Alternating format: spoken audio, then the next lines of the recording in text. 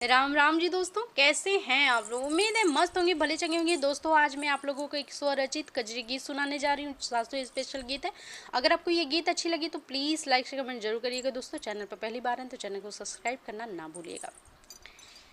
कि हरे रामा सासू उठे आधी राती जगावे भिनु सारी रे हरी।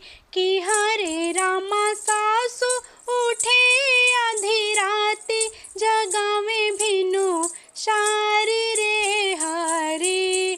जगावे बिनु सारी रे हरी। जगावे बिनु सारी रे हरी।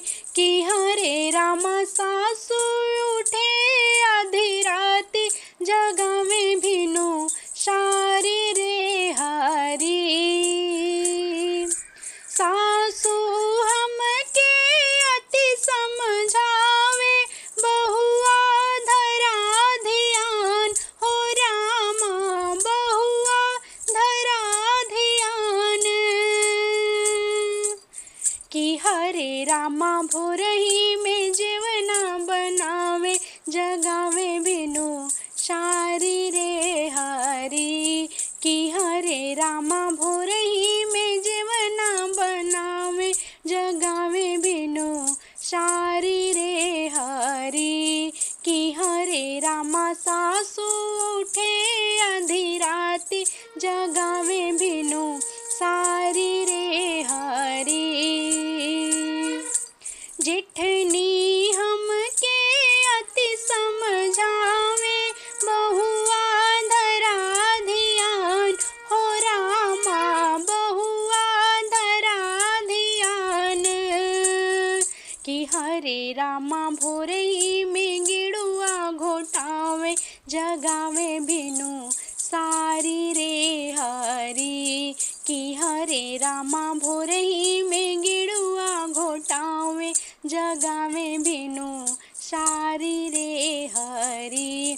कि हरे रामा सासू उठे आधी राती जगावे बिनु सारी रे हरी।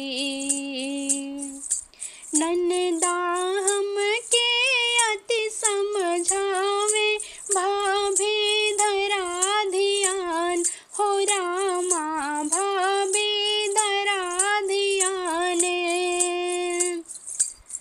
कि हरे रामा भोरही में बिड़वा कुचावे जगावे बिनु सारी रे हरी। कि हरे रामा भोरही में बिड़वा कुचावे जगावे बिनु सारी रे हरी।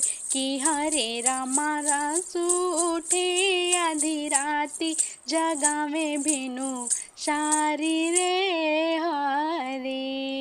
प्रणाम दोस्तों।